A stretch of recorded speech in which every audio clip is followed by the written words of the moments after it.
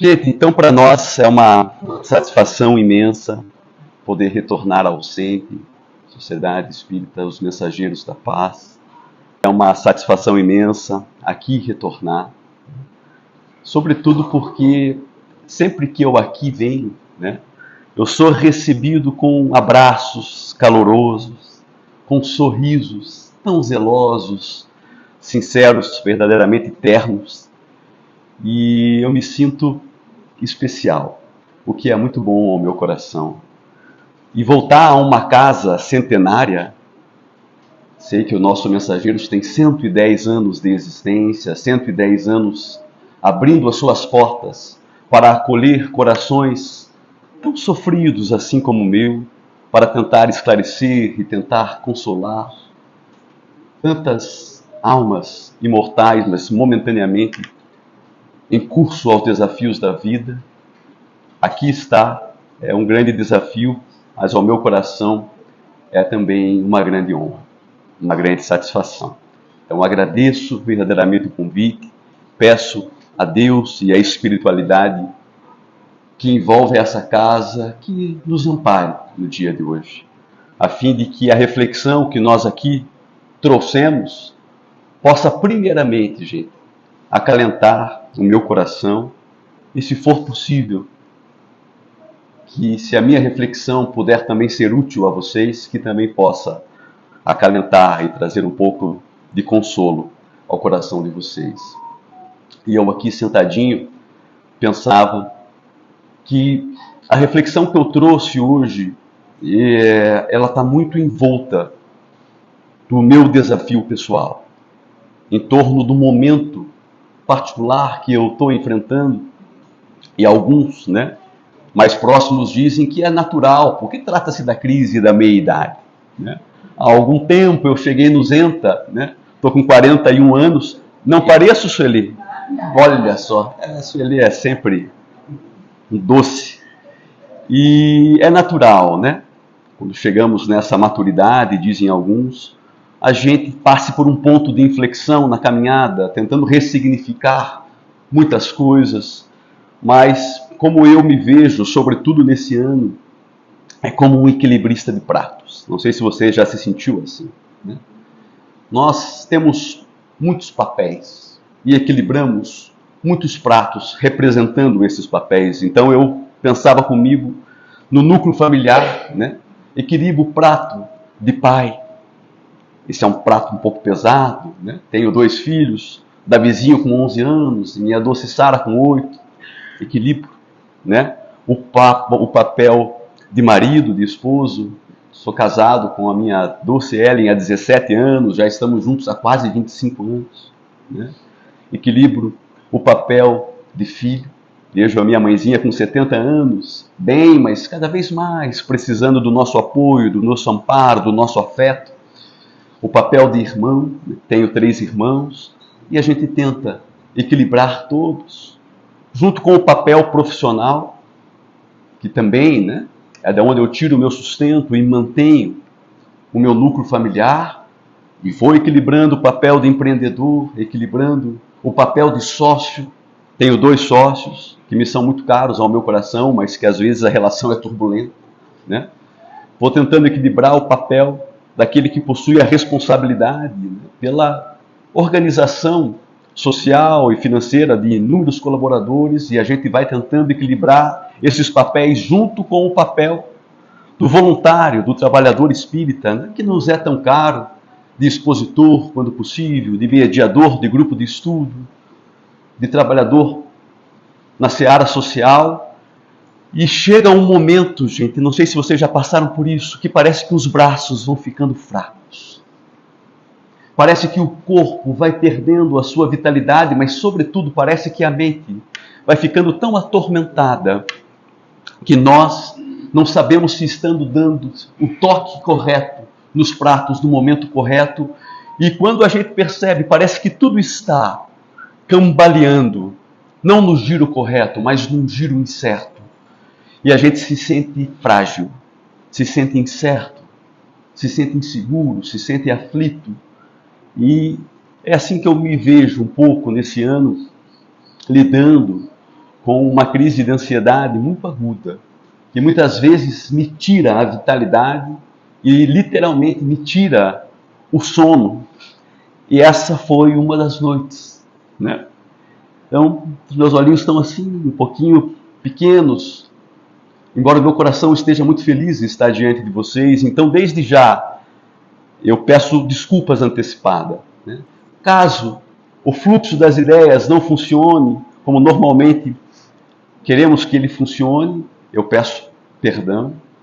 E, sobretudo, gente, né, peço desculpas, porque quem vai estar aqui falando para vocês, compartilhando vivências, ideias e reflexões, é um doente da alma. Um doente do corpo e um doente da alma. Então, espero que vocês não se constranjam, né, de ter um doente compartilhando reflexões e impressões com vocês. E como doente da alma que sou, enfrentando esse momento turbulento, quando recebi o convite carinhoso do Paulo e sabia que tinha que estar aqui diante de vocês, mesmo em meio a um momento turbulento, eu pensava, né?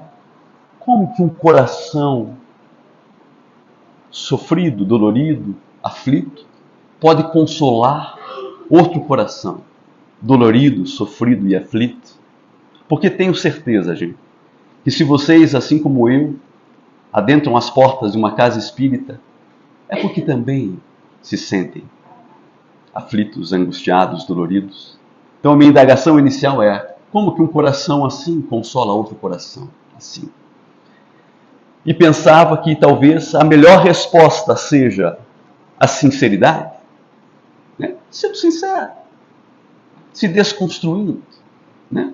Sem vestir uma capa de infabilidade que não me pertence. Nós vamos falar sobre isso.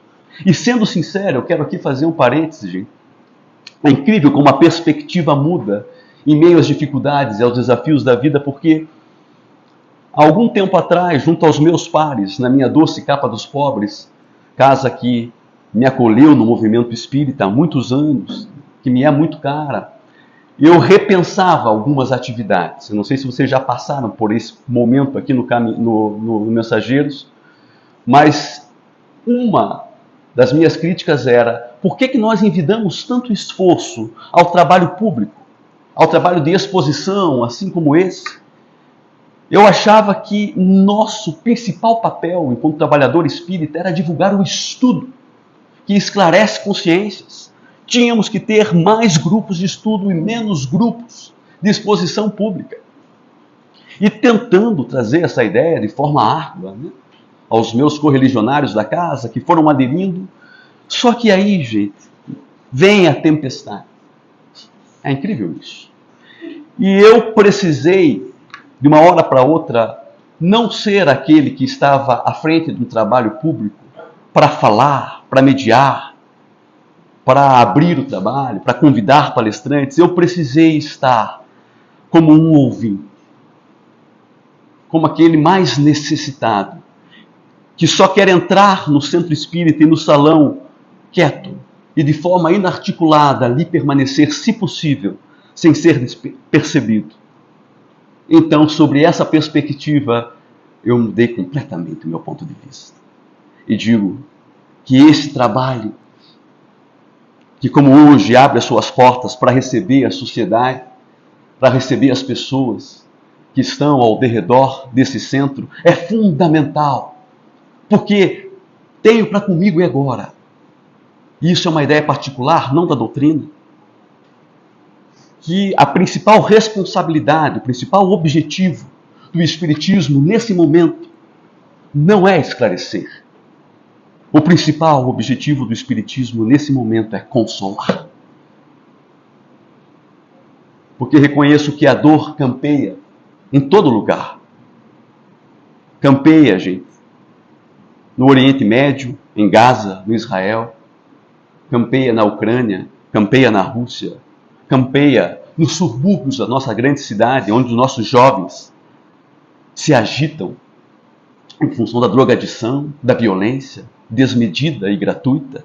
Mas se há um lugar em que a dor campeia, é aqui dentro, dentro dos nossos corações. Então, pensei, junto com os meus, só trago essa reflexão aqui para vocês, que esse trabalho é essencial. E mais do que esclarecer, penso que nós precisamos, nós que nos aventuramos a falar sobre o Consolador prometido, a dizer muitas vezes aquilo que é indizível, a tentar traduzir muitas vezes aquilo que é intraduzível, talvez o nosso principal objetivo, o nosso principal papel seja trazer consolo, mais do que esclarecimento. Esse é um ponto importante. Trazendo já a ideia da sinceridade. Talvez alguns meses atrás eu não me aventuraria a falar isso, mas estou falando. E há outro aspecto, sendo sincero com vocês, que eu queria aqui compartilhar. Porque em meio a esse momento de desafio, eu sei que vocês também enfrentam o de vocês, talvez alguns muito similar ao meu. Eu, confidenciando isso a um amigo, que não possui a fé que eu possuo, dizendo do momento de dificuldade, de dor, de inquietação, de insegurança, ele olhou assim para mim nos meus olhos, sabendo da nossa atividade em meio à doutrina espírita, como trabalhador, pequeno, mas que se esforça, que persevera. Ele olhou para mim e disse: mas Daniel, vocês espíritas também sentem essas inquietações? Você, como expositor espírita, também sente medo? Você também sente insegurança? Você também se sente inquieto por conta da imprevisibilidade da vida? Eu realmente via que ele não estava fazendo um sofisma. Ele estava fazendo uma indagação genuína, de desconhecimento pleno. Eu olhei para os olhinhos dele e disse assim, com toda a sinceridade do mundo: você verdadeiramente acha que nós somos diferentes de você? Nós não somos. Eu vou te dizer uma coisa, meu irmão. O Espiritismo, o conhecimento dessa doutrina abençoada, que nos une e que nos faz estar aqui nesse domingo pela manhã, não nos isenta da dor, não nos isenta do sofrimento, não nos isenta das provas do caminho, não nos isenta das imperfeições que nós temos agora, e por isso estamos aqui, nesse mundo tão conturbado. O que o Espiritismo fará por nós, se nós enveredarmos pelo seu conhecimento, a fim de que esse conhecimento gravite da mente para o coração, é nos desnudar. Isso ele fará por nós. Nos desnudar. A fim de que, nos olhando no espelho, nós possamos ver o reflexo da alma imperfeita que ainda somos. Tão necessária de consolo, tão necessária de esclarecimento, tão necessária de lutar arduamente contra as suas más inclinações, que, ao menos no meu caso, são muitas. Isso o Espiritismo fará por nós. Por isso, penso eu, agora, revestido de uma outra ideia, de um outro momento, agora eu compreendo por que o nosso codificador define o verdadeiro espírita como aquele que luta contra as suas más inclinações. Para que nós não esmoreçamos. Sabe por quê? Se o verdadeiro espírita é aquele que luta contra más inclinações, isso, por consequência, significa dizer que para sermos espíritas, nós temos que ter más inclinações. Porque se assim não fosse, não seríamos espíritas, meu irmão. Seríamos anjos. E penso eu que estamos longe da angelitude. Então, devagarzinho, tirando aquela sensação de auto-julgamento, de auto-culpa, nós agradecemos a Deus pelo direito inalienável que nós temos de errar. E nós erraremos muito. A pedra de toque não é o erro, porque o erro é comum. A pedra de toque é o que nós vamos fazer ante o erro, com essa bússola orientadora que temos nas mãos. O que vamos fazer ao enxergarmos uma imperfeição, ao encontrarmos um desafio, ao sentirmos um desalento.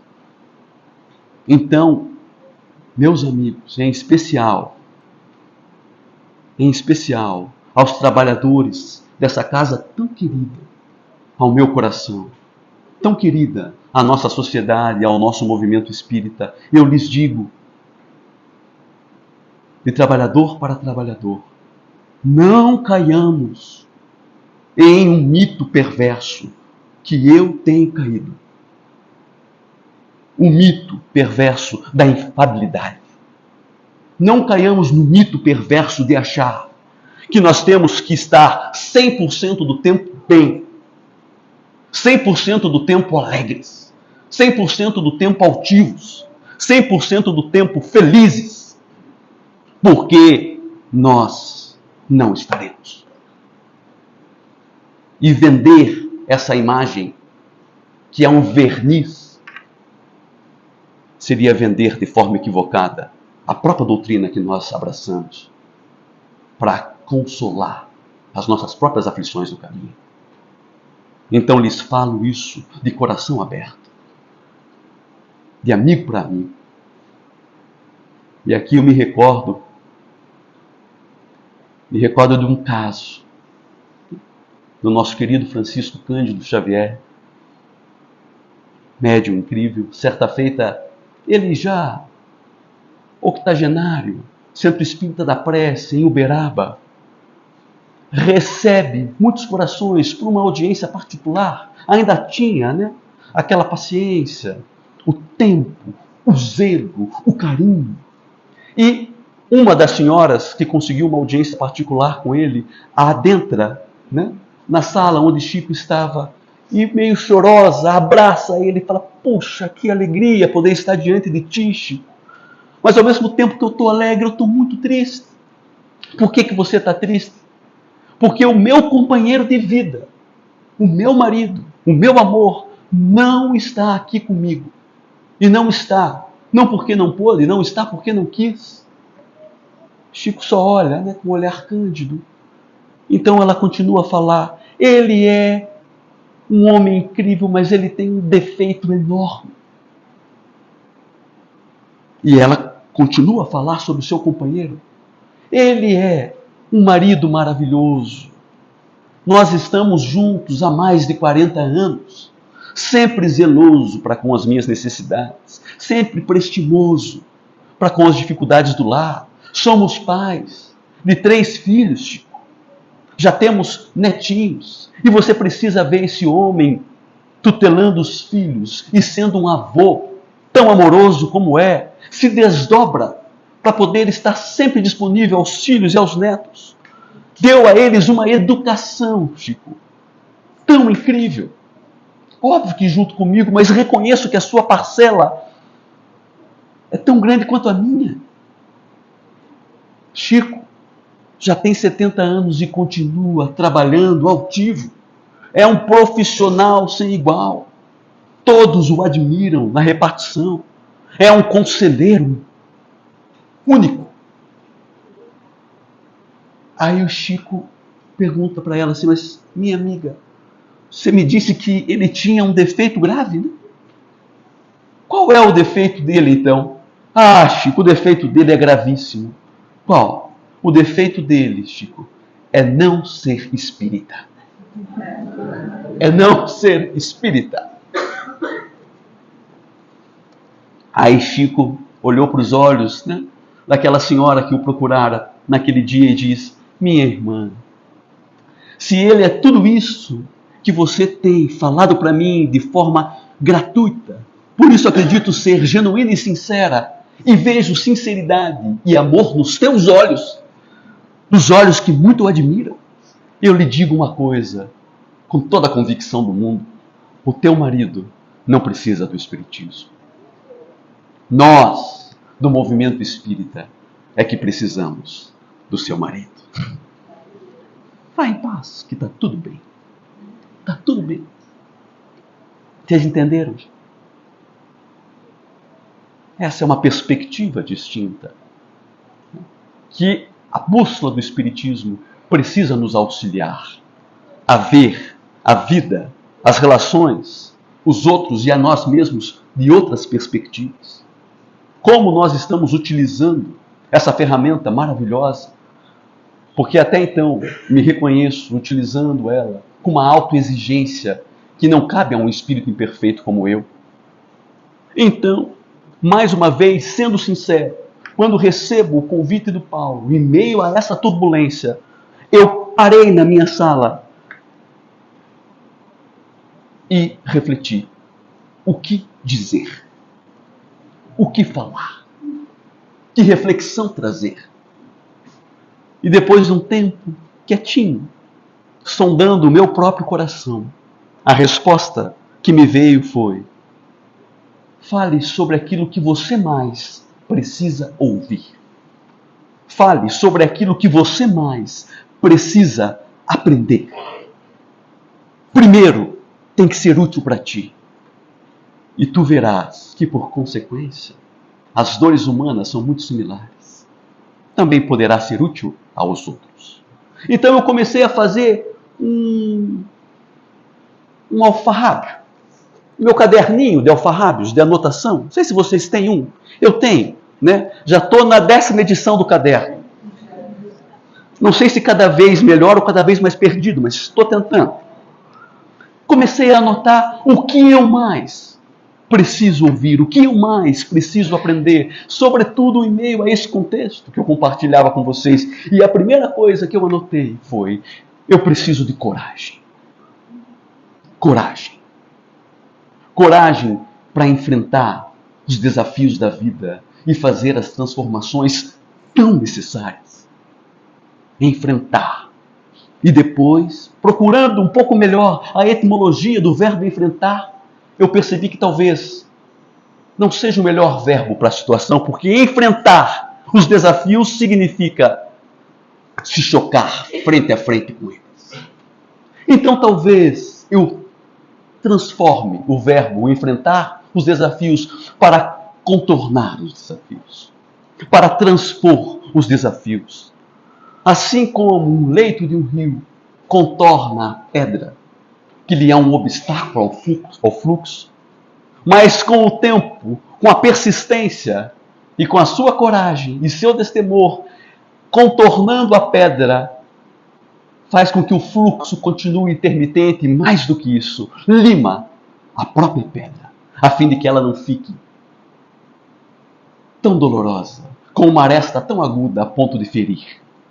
Coragem, eu anotei, para transpor os desafios e fazer as transformações necessárias. O segundo ponto que eu anotei foi paciência. Porque eu reconheço que, nesse momento, há muitos desafios que eu vou precisar de coragem para transpor. Mas reconheço, meu irmão, que há muitos desafios que eu vou ter que apenas ter a paciência para aceitar.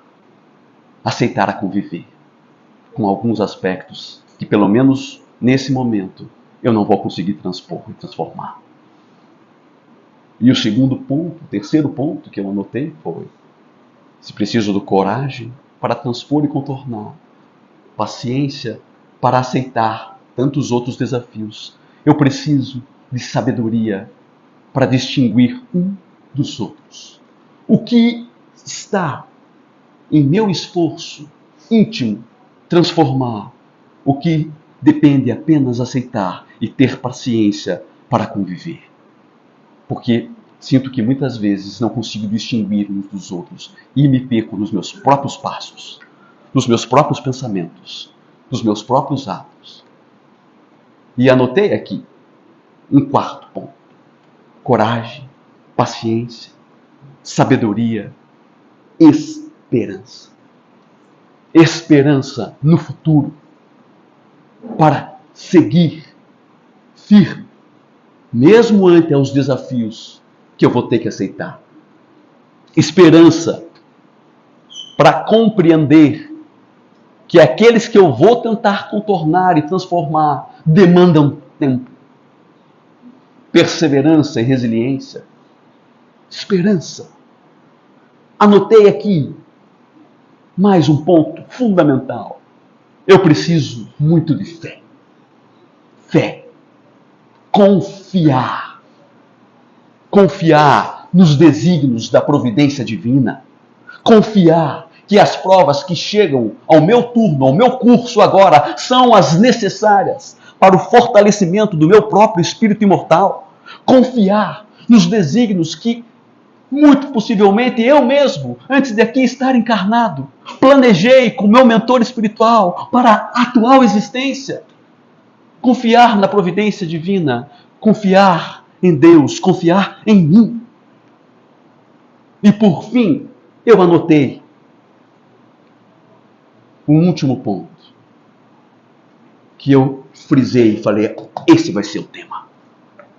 Eu preciso de convicção, de certeza, de que tudo isso passa.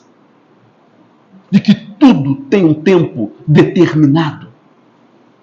De que todo ciclo tem um propósito. Eu preciso disso como ninguém, sobretudo nesse momento. E aí eu parei e olhei para a própria natureza, que tem muito a nos ensinar. E olhava, puxa, o inverno passa para vir a primavera, que também passará para chegar o verão. A noite, por mais escura, por mais longa, por mais densa, por maior que seja a insônia, também passará para dar origem a um novo dia, que por certo, gente, também passará para que uma nova noite chegue. Olhando para a natureza, reconheço que a florescência que brota, altiva, colorida, perfumada, passará para dar lugar à frutescência saborosa, que também passará para dar lugar aos galhos secos, áridos, que por certo também passarão, para que uma nova florescência venha, com frutos ainda mais saborosos, que também passarão. E eu conversava, fazendo aqui mais um parênteses, sexta-feira, com meu irmão amado, sobre isso, né? E ele é um bom amante de vinho, e ele sentado na cadeira, me escutando, rodando a sua taça de vinho, e eu só tomando água. E ele falou assim, gordinho, você já percebeu, a gente se chama de gordinho, né? A vida inteira, mas é aquele gordinho afetuoso, né? E ele diz para mim, Dani, você agora não está gordo, mas a tua alma é de gordo, né? Sempre fui gordinho. E ele falava, gordinho, você já reparou que vinho bom se dá com videira antiga? Porque é assim, videira nova não dá vinho bom. Videira nova não dá um vinho encorpado.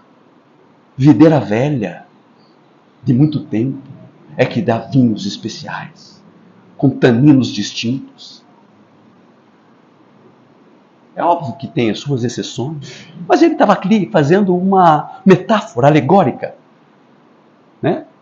Vinho bom, meu irmão, é lá do velho continente, de videiras seculares. E você já reparou como é que é o solo de uma videira? Ela tem que ser um solo pedregoso, muitas vezes, com pouca água. O solo tem que fazer com que a videira sofra, porque senão ela não desenvolve e não oferta uvas boas para que nos dê vinhos bons. Querendo nos dizer, está aí a natureza, nos explicando que muitas vezes é necessário sofrer para que o melhor venha. Em consequência, então eu preciso reconhecer também sobre essa ótica e perspectiva que a tua melancolia, minha melancolia, por certo passará para dar lugar a um momento de euforia que, por certo, meu irmão, também passará. Que o teu mal-estar físico, seja qual for o que você está enfrentando agora, passará para dar lugar a um bem-estar físico. Em algum momento nessa existência ou na erraticidade, que também passará. pelo menos por hora, porque talvez precisamos retornar à carne e com as provas de um corpo perecível, que também passará. Os teus e os meus sofrimentos também passarão, para dar lugar a aprendizados que não passarão. Porque os aprendizados que nós somos capazes de extrair dos desafios da vida são patrimônio inalienável do espírito imortal que somos nós. Esse é o ponto. Tudo passa, menos o aprendizado que nós conseguimos reter dessas experiências. Então, o que cabe a nós, enquanto espíritos imortais, momentaneamente revestidos num corpo perecível, é tentar, mesmo com todas as dificuldades do caminho, extrair esses aprendizados para que nos fortalecemos na caminhada evolutiva. E aqui, mais uma vez, eu me lembro, para tentar humanizar isso, do nosso querido Chico, de uma história que me é tão cara, eu já contei tantas vezes, mas certamente vocês conhecem, mas é sempre bom ouvir. Dizem que o nosso Chico, quando já era um médium maduro, bordejando seus 30, 40 anos, né, já tinha psicografado uma série de livros de Humberto de Campos, já houvera sofrido a ação, que foi muito cara a ele, da família do literato Humberto de Campos, e iniciando a psicografia, né, da coleção André Luiz, Nosso Lar, ele recebe uma punhalada muito forte. O seu sobrinho, que lhe era muito caro, que também iniciava no mediunato, tutelado pelo Chico, vai a uma revista e diz que a mediunidade dele, sobrinho de Chico, era um embuste, assim como a mediunidade do próprio Chico, e que Chico era um caluniador e um embusteiro. E que Chico, mesmo com toda a sua candura, mesmo com toda a sua simplicidade, mesmo com toda a sua solidariedade e amor, tinha o calcanhar de Aquiles, que era a sua própria mediunidade, que ele sabia e queria que fosse sempre impoluta. E ele sofre moralmente, né? Por ser um sobrinho muito amado a quem ele tanto tutelara e por estarem colocando em xeque a sua mediunidade, a sua missão na Terra. E aí, combalido, né, em meio ao seu quartinho, ele vê que Emmanuel aparece para ele e lhe indaga: "O que foi, Chico? Você está tão desanimado?" "Ah, Emmanuel, você não está vendo o que está acontecendo? É claro que eu estou, Chico. Chico, Emmanuel, eu preciso de uma palavra de apoio. Eu escrevo tantas cartas, tantas obras, trazendo esclarecimento e consolo a tantos corações, mas não recebo uma que vem em meu nome. Eu também preciso agora." "Chico, tudo que tu escreve em teu nome para outros, primeiro tem que ser lido por ti." "Eu sei, Emmanuel, mas eu queria uma endereçada ao meu coração. E se for possível, eu sou tão devoto de Maria, Emmanuel, pede para a Mãezinha Santíssima mandar uma mensagem para mim, que estou sofrendo tanto nesse momento." "Eu vou tentar, Chico. Acessar Maria nos planos onde ela se encontra não é fácil, inclusive para o meu coração, mas eu vou tentar. Tu é um servidor fiel. Vamos ver." Passado um dia, nada ainda, Emmanuel? Nada. 3 dias, nada. 4 dias, nada. 1 semana, Chico sofrendo, né? Então Emmanuel aparece: "Chico, consegui falar com Maria. Ela mandou uma mensagem endereçada ao teu coração diretamente." Chico suspirou, pegou o seu caderno de alfarrábio, né? Se o meu está na 10ª edição, dele estava na 109ª. "Pode dizer que eu vou anotar." "Então anota, Chico. Diga, o que Maria disse para você, meu irmão, é que isso também passa." "Tá, e que mais?" "Não, Chico, só isso." Isso também passa. Mas só, Chico, passa. É de Maria? É de Maria. Então tá bom. E ele encontrou alento naquelas mensagens, né? Com que Maria Santíssima gostava, ainda em vida, de ofertar a todos que a buscavam na comunidade cristã nascente de Éfeso, após a crucificação do Cristo, quando lá estava com João Evangelista. Isso também passa. Ofertava a todos os caminheiros e oferta aquela mensagem a Chico. O tempo passa, porque o tempo flui, gente, de forma inexorável, você queira ou você não queira.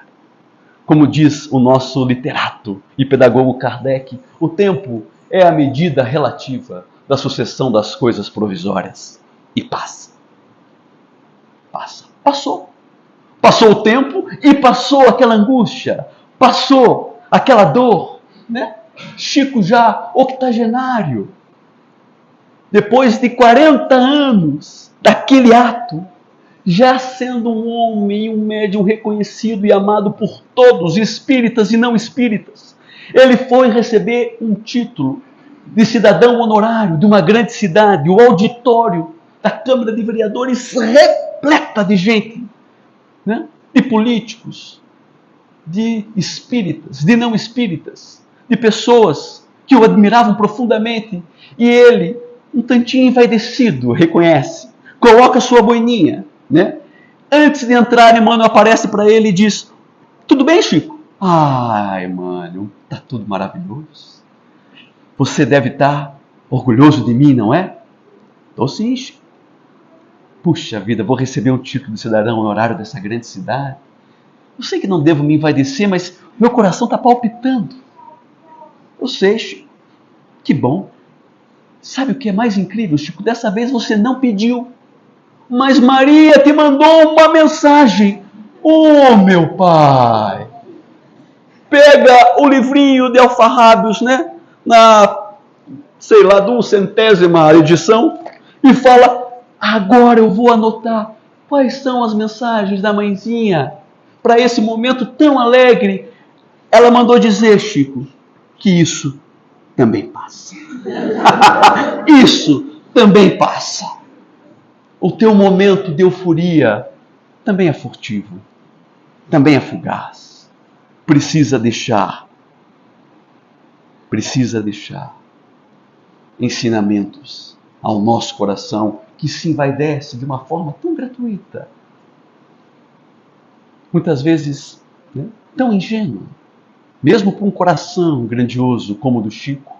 Mas dizem, e eu não consegui confirmar a informação, que após essa mensagem de Maria II, após receber o título honorário dessa grande cidade, ele teria escrito essa mensagem, que eu vou aqui reler ou ler para vocês, chamada Tudo Passa.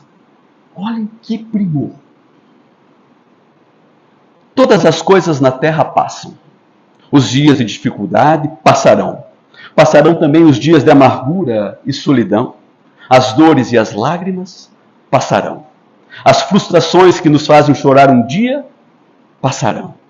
A saudade do ser querido que está longe passará. Dias de tristeza, dias de felicidade, são lições necessárias que na terra passam, deixando no espírito imortal as experiências acumuladas. Se hoje, para nós, é um desses dias repletos de amargura, paremos um instante, elevemos o pensamento ao alto e busquemos a voz suave da Mãe amorosa a nos dizer carinhosamente: isso também passará. E guardemos certeza, pelas próprias dificuldades já superadas, que não há mal que dure para sempre. O planeta Terra, semelhante à enorme embarcação, às vezes parece que vai sossobrar diante das turbulências de gigantescas ondas. Mas isso também passará, porque Jesus está no leme dessa nau. E segue com o olhar sereno de quem guarda a certeza de que a agitação faz parte do roteiro evolutivo da humanidade e que um dia também passará. Ele sabe que a terra chegará a porto seguro, porque essa é a sua destinação. Assim, façamos a nossa parte, o melhor que pudermos, sem esmorecimento, e confiamos em Deus, aproveitando cada segundo, cada minuto, que por certo também passarão. O que não passa são os aprendizados, o nosso espírito imortal e Deus, o Criador, e todos nós. E eu sei, gente, que são palavras que aquecem. Mas eu não queria aqui vir e trazer apenas, uma palavra romanceada a vocês e superficial. Porque hoje eu reconheço que quem está em dor, mesmo em meio à doutrina espírita, mesmo sabendo que tudo passa, ele se questiona. E talvez você se questione, como eu me questiono. Ok? Mas quando passa? Quando passa? Ou quando eu vou começar a ter um refrigério, pelo menos um refrigério, desses sintomas de insegurança, de inquietação, de angústia tão dura. Eu sei que você se indaga isso muitas vezes, porque eu me indago. Lógico, com toda a minha imperfeição. Eu só quero, para não me perder aqui. Até que horas que nós vamos, gente? Até 11. Então vamos. Tá. Quero trazer esse raciocínio porque ele é importante. Eu sei que você também sente isso. E confidenciando aqui para vocês, essa questão do transtorno de ansiedade que tem me sido tão agudo e generalizado, que me tira o sono muitas vezes, eu comecei a ter alguns sintomas no final do ano passado. Algumas angústias pontuais que eu não reconhecia de onde vinham e nem as suas motivações. Mas da mesma forma que elas vinham, elas saíam, fugazes. Mas ao mesmo tempo eu sentia que o meu corpo já não respondia da mesma forma. Eu sempre fui um cara que fazia exercício, mas eu me sentia cada vez mais cansado, sem vontade, sem disposição, e comecei a fazer inúmeros exames clínicos. Cheguei no Zenta, preciso de qualquer forma, e nada achei. Então eu comecei a fazer terapia. Resisti muito tempo, gente, e me abri.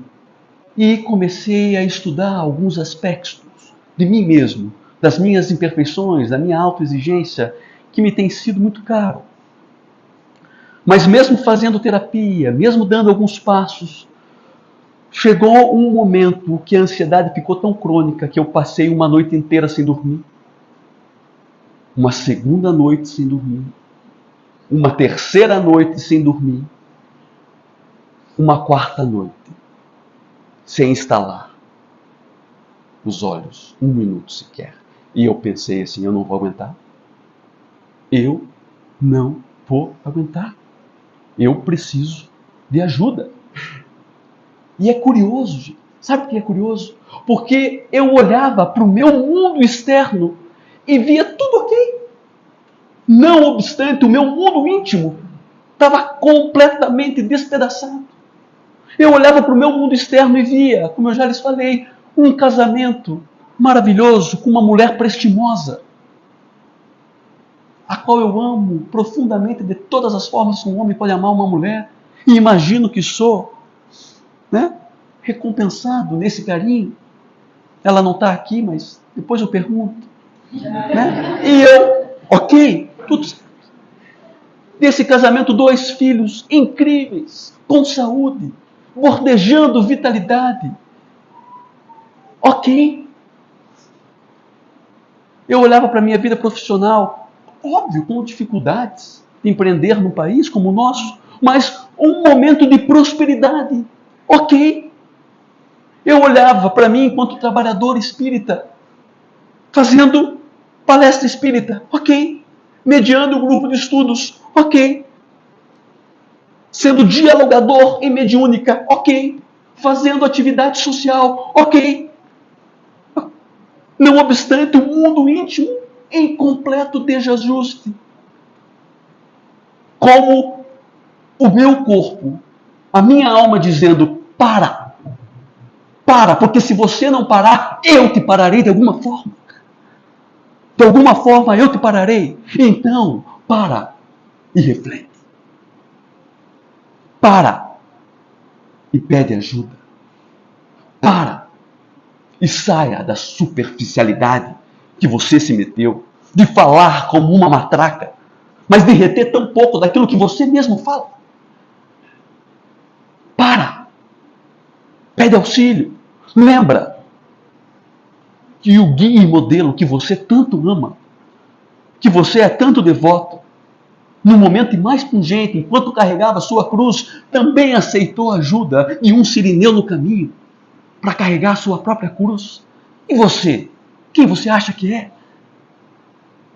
Então, meu irmão, eu tive que parar para pedir ajuda. Tive que parar. E a primeira coisa que eu fui fazer foi pedir ajuda na minha própria casa espírita. Mesmo envergonhado. Porque achava, que sempre os outros é que vinham até mim para receber auxílio, conselho, bons préstimos. Aí dessa vez não dava. Eu não conseguia ajudar ninguém, porque nem a mim mesmo eu estava conseguindo. Então eu fui ser o ouvinte da palestra pública, porque reconheci que, embora falava em muitas palestras, fazia anos que eu não adentrava num salão para escutar uma palestra pública. E ser ouvinte de um irmão amigo que tem algo a me dizer. Eu me reconheci que, embora eu estava fazendo atendimento fraterno, fazia anos ou nunca eu tinha sentado na mesa de atendimento fraterno para ser um atendido e me reconhecer como um doente do corpo e um doente da alma. Se muitas vezes eu ia para a sala de fluidoterapia para ofertar passe àqueles que precisavam, eu reconhecia que fazia anos que eu não adentrava a sala de fluidoterapia para receber passe. Se eu tentava esclarecer aqueles espíritos em agonia nas mediúnicas, eu reconhecia que não era mais o momento de eu lá estar.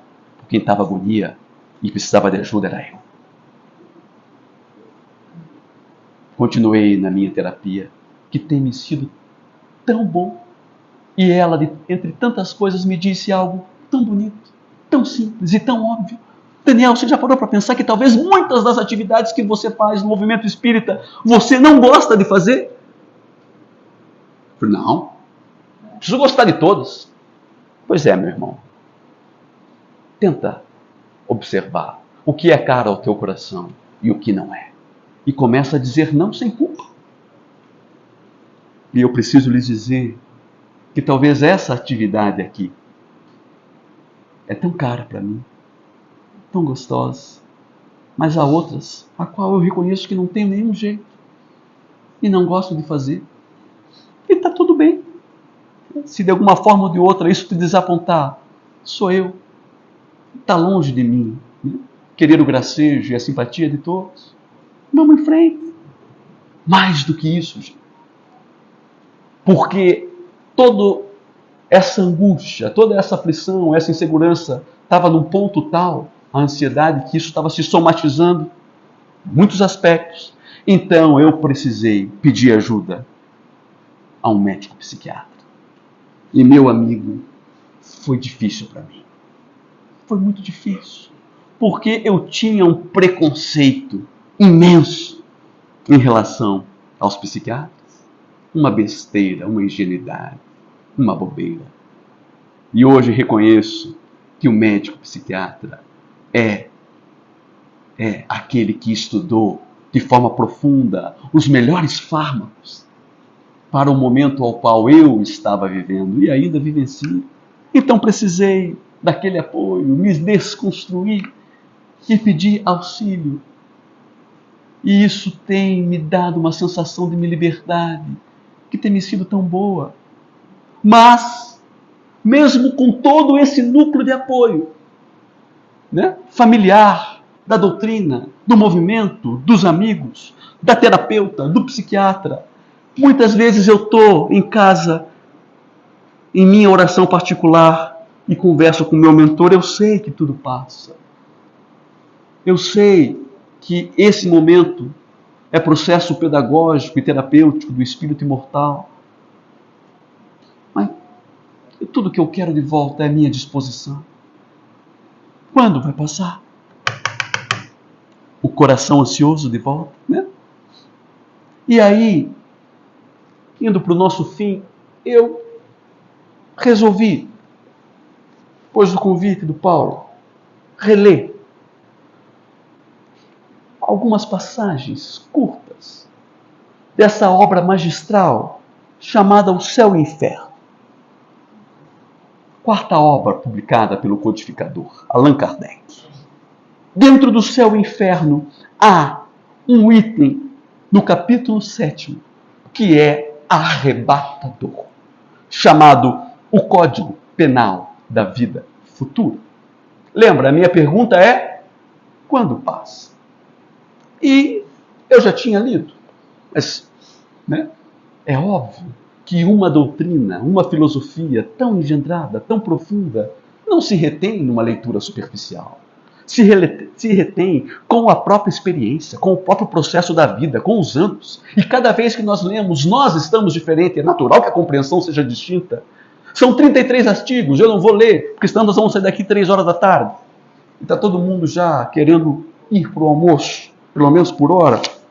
Mas eu quero ler, para encerrar, 4 artigos do Código Penal da Vida Futura, junto com vocês. Consubstanciado por Kardec, junto com a espiritualidade superior, através da ciência de observação, que também é a nossa doutrina. Então diz a espiritualidade, junto com Kardec, no primeiro artigo: a alma ou o espírito, ou seja, encarnado ou desencarnado, você, meu irmão, sofre, seja na vida física, seja na vida espiritual, as consequências de todas as imperfeições que não conseguiu corrigir. Sofre a consequência de todas as imperfeições que não conseguiu corrigir. O seu estado feliz ou infeliz é inerente ao seu estado, ao seu grau de pureza ou impureza. Ou seja, sabe qual é a causa da minha dor, da tua dor, do teu sofrimento, do meu sofrimento material ou moral? A tua própria imperfeição, a minha própria imperfeição. E nós seremos felizes ou infelizes aqui ou no plano espiritual,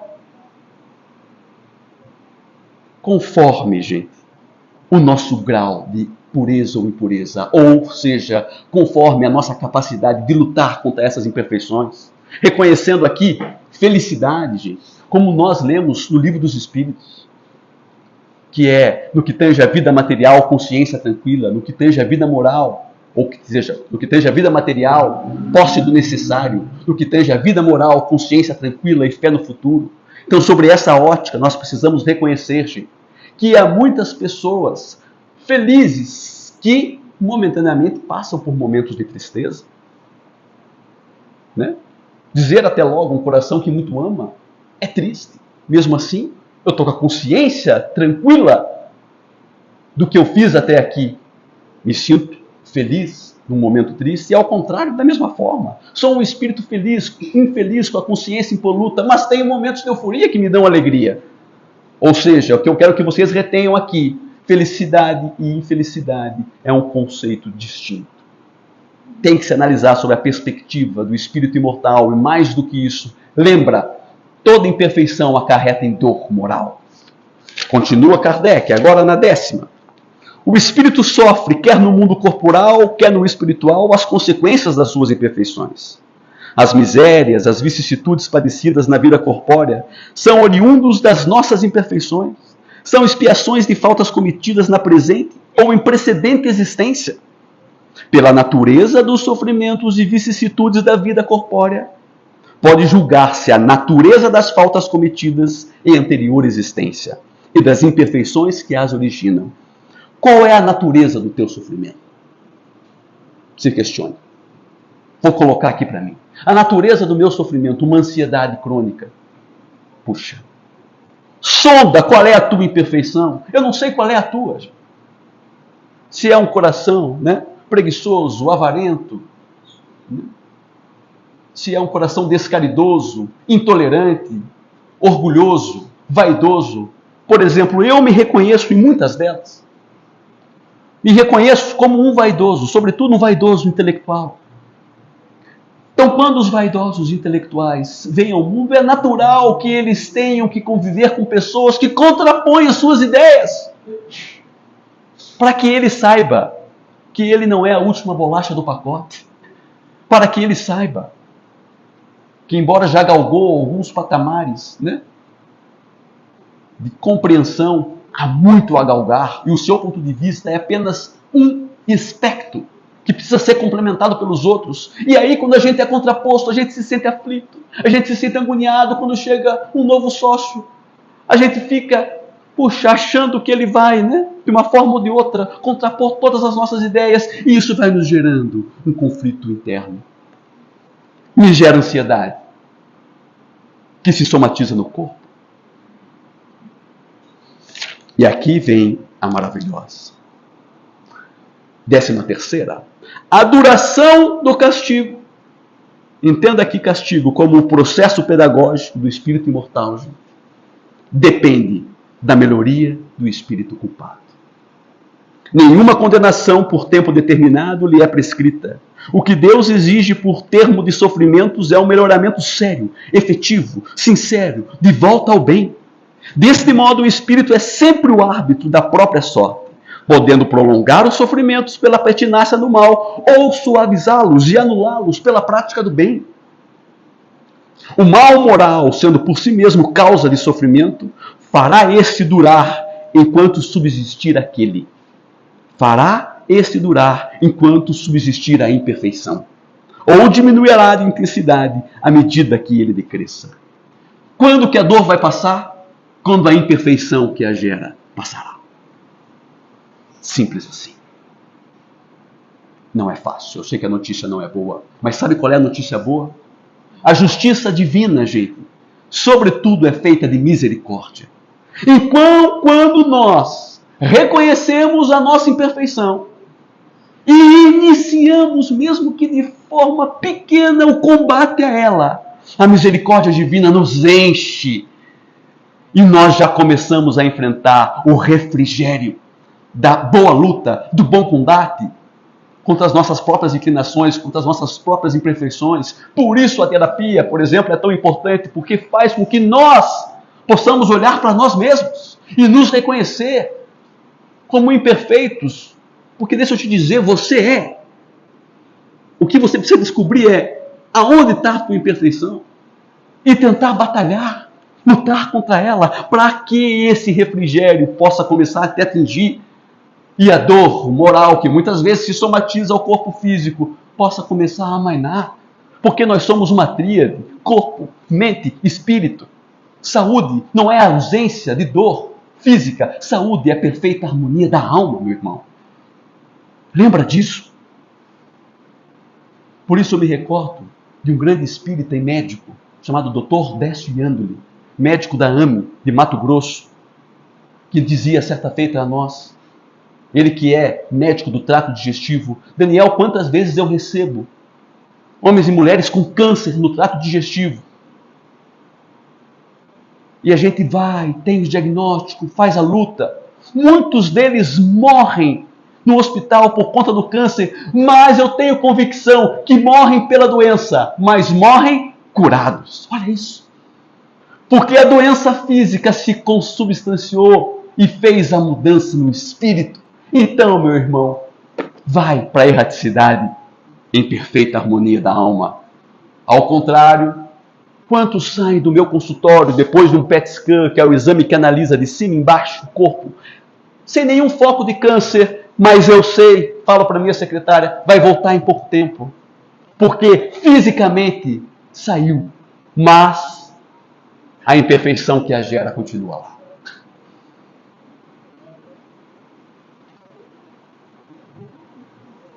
E o último artigo, gente, que eu quero ler é o 32º, porque é a pergunta que meu amado Davi sempre me faz: mas pai, por que é então que Deus, né, essa inteligência soberana, não nos fez já perfeitinhos para não precisar lutar contra tudo isso?